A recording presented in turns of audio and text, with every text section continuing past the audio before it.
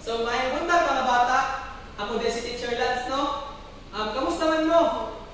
Okay na ba mo? Yes, sir. Okay, so palihog kami ito ang tanan, no? Kaya na ako'y Gandam Campo.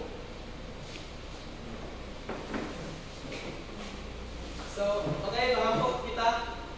Our Father, who art in heaven, hallowed be thy name, thy kingdom come, thy will be done on earth as it is in heaven. Give us this day our daily bread, and forgive us our trespasses, as we forgive those against us, and lead us not into temptation, but deliver us from evil. Amen. So, okay, bago tayo maglingkod, dahil sa day ko'y giandam nga energizer para dili ta makatulog sa ato ang klase. So, let's play now. So, palihog sa'yo ang tanan, no? Mag-i-cooperate lang.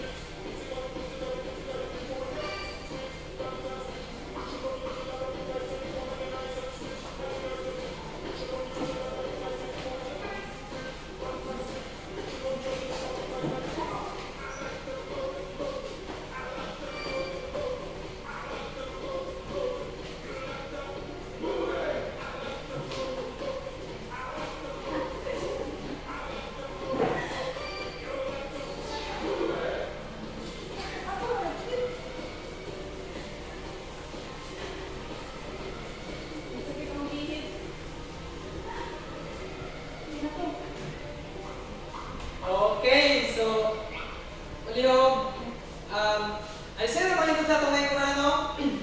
Please, mag-cluster sa inyong bangko o tanawan sa lalo kung napag-ini basura. So, kung nakakita ng basura, please palihog punit. Kunya, isulod sa atong bag. Okay. So, naliliga ang kamusab din yung classroom rules, no? So, akong basahon yun eh. So, always listen to the teacher. So, ano no? Kinahanglan nato kaminaw sa teacher, no? So, unsa ka dito, class? Always listen to the teacher. Okay. So, sa art, respect your classmates. So, kinahanglan respeto sa ato ang classmate, no? So, unsa ka dito, class, sa art? Respect your classmates. Okay, sa T naman, take care of art materials. So, kinahanglan ko no, natay buluhaton, kinahanglan ko na to ang pinga ng ato ang materials. So, unsa na ito sa T gani? Take care of art materials. Okay. So, sa S, show balance and creativity in your work. So, kung naipabuhan si teacher sa ato, kinahanglan ko na to, nga, kanang mahimo kita creativity sa atong pagabuhaton. So, unsa ra dito ang nasa S? Show balance and creativity in your work. Okay, thank you. So, karon natin yung mga pangutana, no? So, unsa gani atong last topic atong last meeting. So, kinsay nakahinumdum dire? Kinsay gusto mo hands up? So, okay, Dia, unsa man atong last topic kung niagi? Sa last topic, kumayari sir, kay cross-hatching. Okay, thank you, cross-hatching. So, kinsa pa may gusto? Wala na? Oh, okay. So, nalagay pa kita dali nga picture, no? So, kanin mo siya example sa cross-hatching. So, anyone, unsa may makita ninyong object na akong ipakita diri. Okay. Ikaw Ate Kim. Sa ako nakita is, drawing siya nga may cylinder, cube, o sphere. Okay, thank you. Tama kung ingon ni Ate Kim, no? So, unsa man siya, class? Unsa man? Napa may makita? Is it 2D ba or 3D? Unsa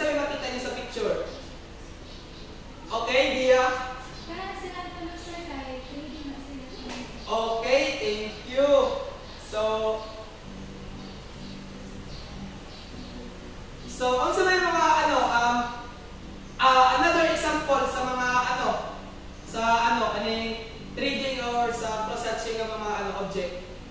Okay, Kim. One for sketching and shading. Okay, unsa ito? Sketching and shading. Okay, thank you. Ate Kim. So, unsa ganito class? Sa ito? Sketching and shading. Okay, that's all. Thank you. So, Good morning mga bata. Ako dahil si Teacher Jen. Ug karon ako nang i-introduce sa inyo ang mga materials nga atong gamiton niya sa atong activity. Ang pinakauna-unang material is nga atong gamiton is ang lapis or plano shape for the mobile artwork. So ang lapis daw gamiton na nato siya para magplano or para makahimo ta og shape para sa atong mobile artwork. Ang lapis is gamiton nato siya sa tama. So, ang lapis gamiton nato siya sa tama. Kay ang tumoy sa lapis is maka-injured siya kung matusukan nato atong mga classmates. Start. Ang ikaduhang materials is ang construction paper, used to cut out different shape. So, ang construction paper daw is pwede nato siya gamiton para mag-cut out sa o ato ang gusto mo shapes or design sa atong artwork. Na ating safety note sa ato ang construction paper. Dili nato siya ibutang sa atong baba or kaunon. Ang sunod nato nga material is ang straw, used as a connector or hanger for the shapes in the mobile sculpture. Si straw, mao atong bitayan para mabitay nato atong himuon niya nga mobile artwork. So, natin safety note kay straw. Dili nato siya itusok-tusok sa atong classmate kay para maka-avoid ta nga para dili ta makasakit sa atong mga classmates. So, ang sunod nato nga material is ang hole punch, used to make small holes in the paper shapes to help hanging others. Si hole punch ato siyang gamiton para panghusgot sa ato ang construction paper para mabitay. Play. So natin safety note kay hole punch. Dili nato ibutang ato ang kamot sa kanapin. Naatay safety note kay hole punch. Dili nato ibutang ato ang kamot sa ilalom kay para dili ta masaman. Play. Sunod nato nga material is ang scissor, used for cutting shapes or pieces of construction paper for the mobile sculpture. Play. Si scissor is mo atong himuon nga pangkat sa atong construction paper para makabuta o atong gusto nga design or shape sa atong himuon nga mobile artwork. So si scissor is gamiton na dyan nato siya sa construction papers. Hindi nato siya igupit-gupit o gamiton sa ato ang mga kamot kay masaman. So ang sunod na material is ang yarn, used to hang or connect the different parts of the mobile sculpture. So si yarn daw is mo atong gamiton para ibitay ang ato ang himuon nga artwork unya. Go play. So ang next na material is ang tape, used to hang or connect the different parts of the mobile sculpture. So ang tape daw is gamiton nato siya para magka-connect.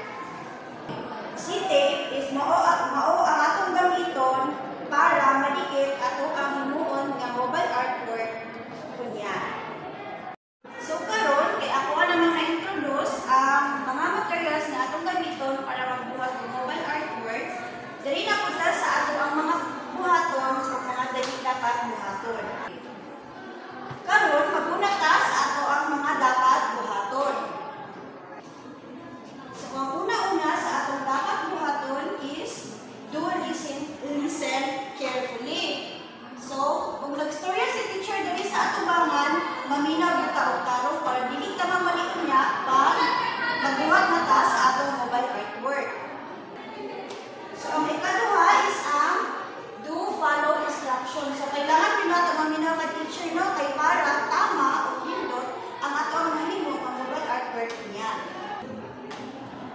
So, ang ikatulo is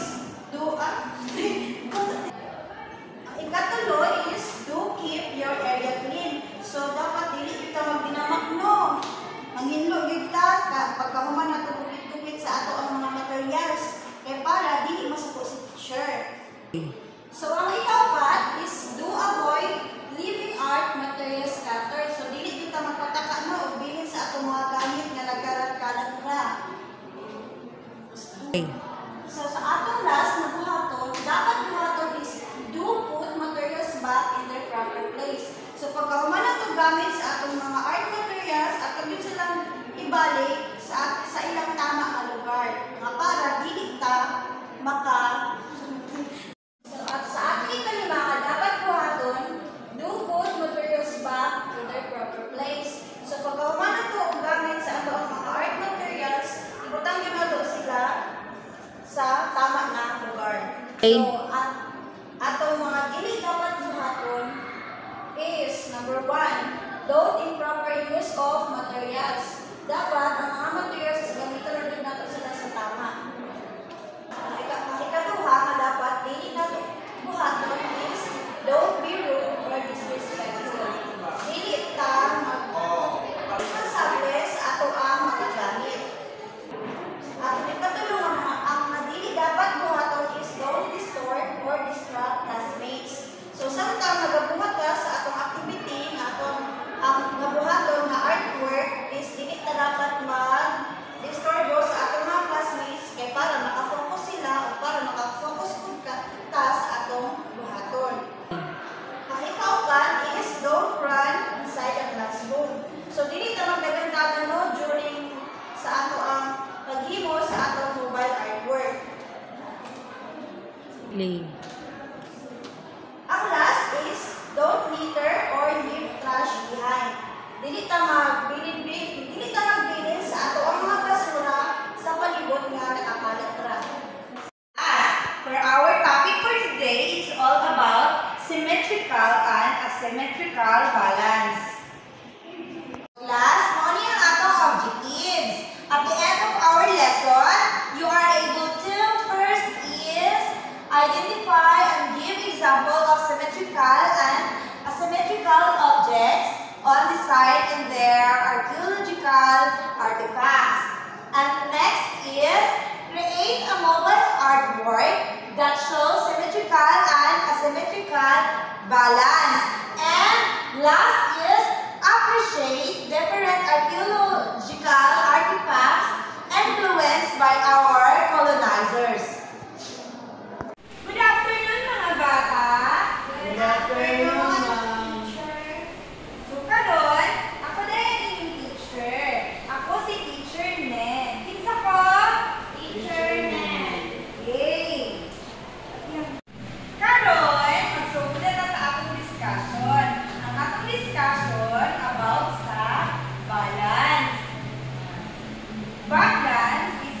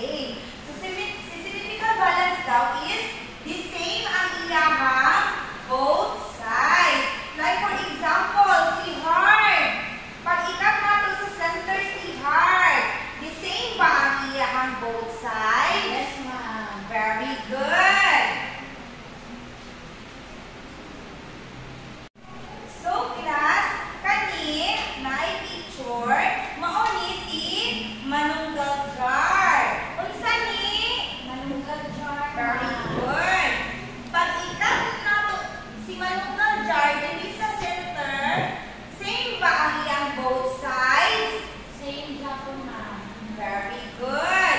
So, si manunggal jar is, mauni siya ang ancient burial jar nga na-discover sa Manunggal Cave in Palawan. So, unsa gani ni? Manunggal jar, ma'am. Very good. So, next is asymmetrical balance. So, unsa man ang asymmetrical balance? Ang asymmetrical balance is mauni siya ang two sides of pictures or objects are not the same. For example, kani si moon. Pag si moon, ato ang i-fold ug ingon ana, tanaw nimo sa sides, the same ba ang iyang both sides? Very good. Dili the same ang iyang both sides. So, mao na siya si asymmetrical balance. Dili the same ang iyang both sides. So, na-picture. Mao ni siya. Ang saan ni siya ma-pictures? Simbahan, ma'am. Simbahan. So, sa simbahan, kani si simbahan, muli ang simbahan sa St. Augustine Church. Ang simbahan sa St. Augustine Church is example na siya sa asymmetrical balance. So, saan man ako pag-ilang na asymmetrical balance ni siya? Okay. Pag-i-fold na ako si church kung ingon ana sa center, kung sa'yo nakita ninyo sa picture class. Hindi pantay, ma'am. Correct. Dili pantay ang iyang both sides. So, kung saan siya ma-balance? Symmetrical balance. Very good. This one, nasa ni siya? Balay. Mauni ang bahay na bato. Si bahay na bato, pag i-fold natin siya ingon ana, same ba ang both sides? Very good. Dili parehas ang iyang both sides. Si jar, pag ato ang i-fold ug ingon ana, same ba siya? Very good. Dili siya the same ang size. So, mauni ang unsa man ni? Ang balance. Symmetrical balance, teacher. Good. Karon, unsa man to ang atong mga balance gani duha ka tayo sa balance? Symmetrical balance. Very good. Symmetrical balance.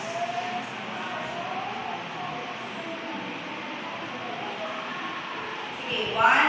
Sige na, last. Sige, 1, 2, 3, go. So, next is asymmetrical balance. So, unsa man ang asymmetrical balance? Ang asymmetrical balance is mauni siya ang two sides of pictures or objects are not the same. For example, kani si moon. Pag si moon, ato ang i-fold ug ingon ana,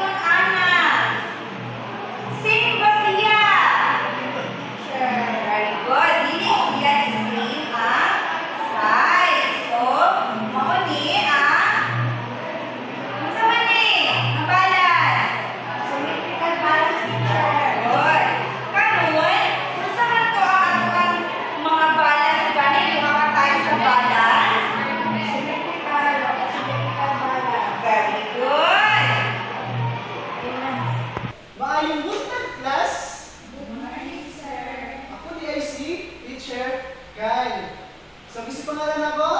Teacher Kai. So ano na mo? Maminaw, pumunta na akong teacher na magbuhat og mobile artwork. Yes, sir.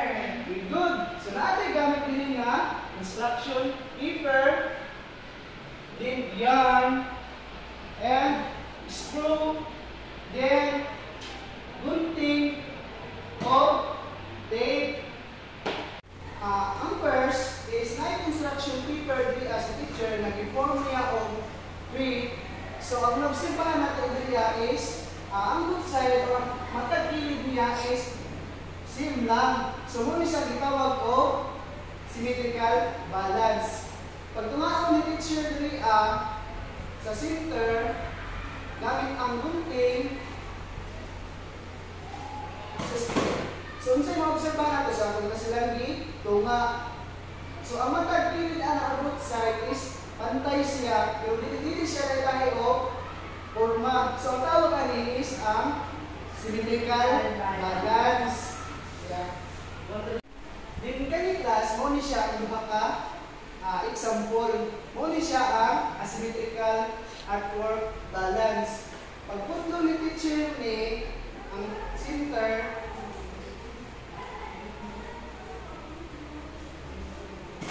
So ang obserbahan nato diri ang iyang both side is laylay siya form. So laylay siya o kadakon. So mo ni siya ang itawag ko asymmetrical balance. Okay class, sundan na nato. Andam na ba mo? Yes, sir.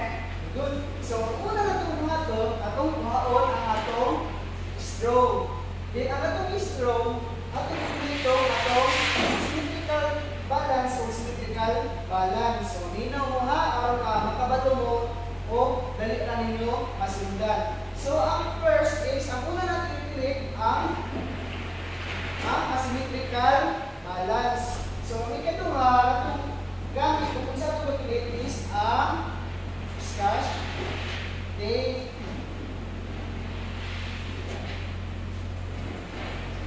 So ito na ipilit no.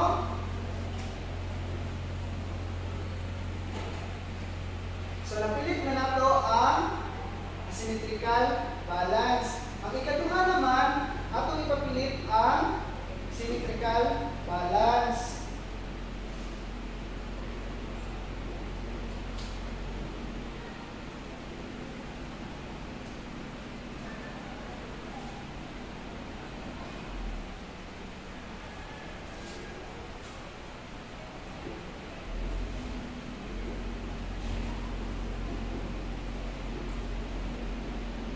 Okay? Lima na.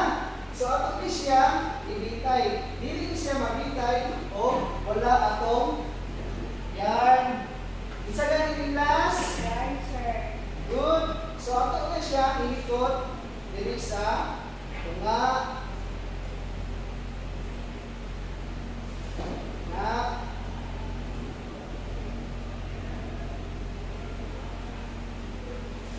Then, after anak, ato ni ibitay. So, ibitay ni teacher, no?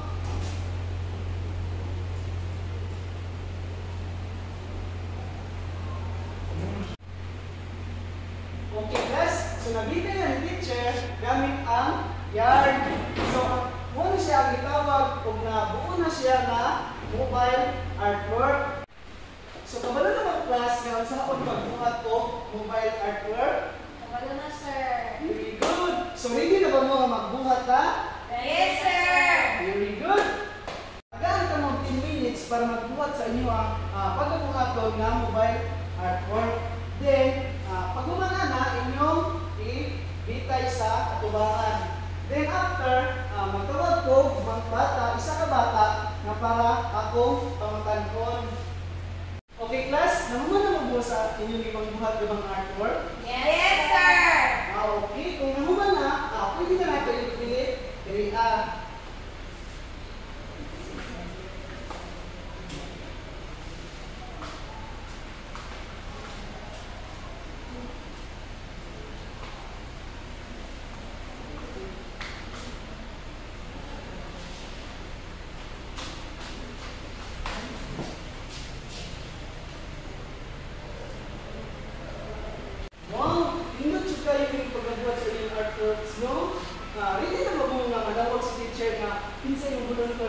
Tabangan? Yes, sir. Sige. Ay, ikaw, ate. Balihog ko, o pindo, kaano mo ito, pwede sa tabangan. Asa man ang imong artwork imong gibuhat diri ate? Kani, sir. Very good. Wow, bigay siya, no? So, asa nga part, dali meron pinto nga, nalipay ka o naliyukot. Sa paghimo, sir, dili sa pagkat sa kuan, sir, sa moon. Wow. At unsa imong na-feel nga imong gibuhat ni nga artwork? Nalipay, sir, nag-enjoy. Nagkatulong nga kumantala, nakakataon ba ka kung sa imong gibuhat? Yes, sir, nakakakon. Kung nga naman, Kaysa ako gibuhat karon, sir, nakabalo bigo kung sa di ay ang symmetrical o asymmetrical balance. very good. Okay, ang ikaupat nga pangutana, kung sa imong ginahanan nga symmetrical o asymmetrical nga naa diri sa atong classroom o sa atong mga palibot. Una, sir, kaning symmetrical. Ang nakita na ko diri sulod sa classroom, sir, is ang board.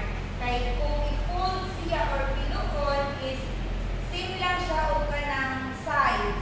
Then, sa asymmetrical, sir, ang example is ang chair. Kay ang bisag kung saan siya o fold or cut is dili pantay ang iyahang both sides. Very good.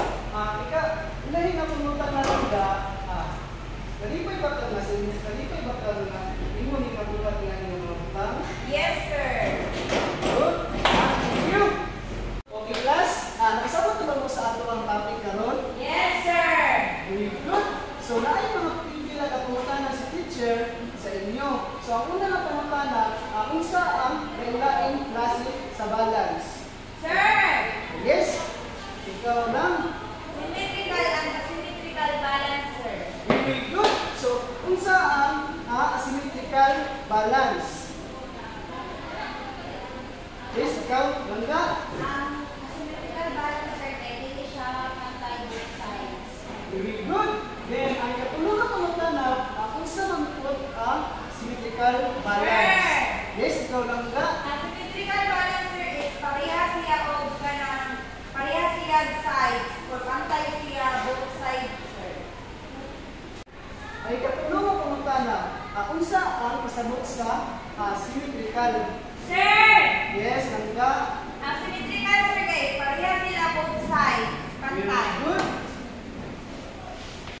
Ang ikaupat na pangutana, mahimo ba ang sa kabutan na adunay duha ka balance? Asymmetrical o symmetrical? Sir, Yes, hindi langga. pwede, sir. Depende sa ilang sa import. Good. Ang ikalima nga pangutana, insa man nimo pag-apply ang duha ka balance sa adlaw-adlaw nimo nga kinabuhi? Yes. Yes, langga, sandog. Well, answer, i-apply na ako siya sa kanang, example, sir, mag-inis ko og sinina, kanang mga kuwan ko sa balay, mga range, ano, sir. Very good. Thank you. Okay, no? Very good. So, nakasamot mo sa atong topic karon. So, atong tagaan atong kaugalingon o very good clap. Kaban mo class kung sa ang very good clap? Dili! Okay, atong susundon sa atong teacher, no? Siya, 1, 2, 3. Very good, very good, very good. Sige, atong responde. Sige, class.